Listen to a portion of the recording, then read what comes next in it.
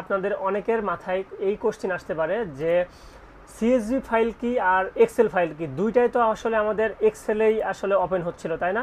আমরা যদি দেখি, ওকে, আমরা যখন হচ্ছে সিএসভি ফাইলে গেলাম তখন এটা যখন ওপেন করলাম তখন কিন্তু এই যে মাইক্রোসফট এক্সেলে ওপেন হলো। এখন অনেকের কি হয়, সিএসভি আর এক্সেলের মধ্যে একটা সমস্যা ক্রিয়েট হয় যে এটা আসলে কি বোঝায়, যে সিএসভি কি আর এক্সেল কি। আমি বলি সিএসভির শর্ট ফর্ম হচ্ছে কমা সেপারেটেড ভ্যালু। এই যে ডটের পরে যেটা থাকে সেটা হচ্ছে আমাদের ফাইলের এক্সটেনশন, তো এটা দিয়ে বোঝাই হচ্ছে কমা সেপারেটেড ভ্যালু। এটা মেনলি আমাদের এক্সেলে, জাস্ট আমাদের এখানে এক্সেল ইনস্টল করা আছে আমাদের উইন্ডোজে, এই জন্য উইন্ডোজ সবসময় রেফার করে এই সিএসভি ফাইলটা এক্সেলে ওপেন করার জন্য। এই জন্য আমাদের এখানে দেখেন এক্সেলের মতো সাইন দেওয়া আছে, কিন্তু এটার অ্যাকচুয়াল যদি আপনি ফরম্যাট দেখতে চান তাহলে আপনাকে এভাবে রাইট ক্লিক করতে হবে, করে ওপেন উইথ নোট প্যাডে যেতে হবে, ওকে, বা ওয়ার্ড প্যাডে যেতে হবে, তাহলে আপনি এটার অ্যাকচুয়াল ফরম্যাটটা দেখতে পাবেন। চুজ অ্যানাদার অপশান, আমি যদি নোটবুক দেখাই, ওকে, এই যে নোটপ্যাড, এই নোটপ্যাডের দিকে গেলে আপনি সবচেয়ে ভালো বুঝতে পারবেন অলওয়েজ।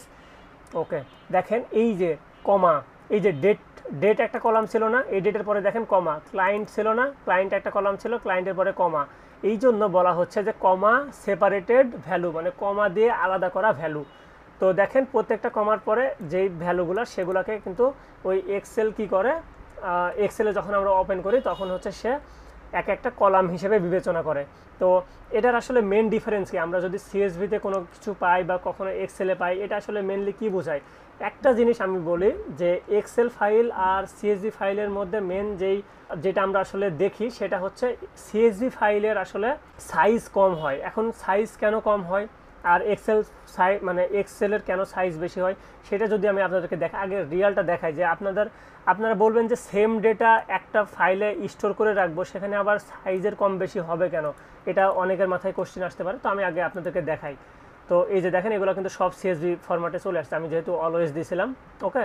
তো আমি যদি আপনাদের একটা এক্সেল ফাইল দেখাই, আমি এই যে এক্সেল ফাইলে চলে যাই, এক্সেল ফাইলে এটা দেখেন তো কত কিলোবাইট, এপ্রিল 2020, এটা .xlsx, এটা কিন্তু এক্সেল ফাইলের এক্সটেনশন, ওকে।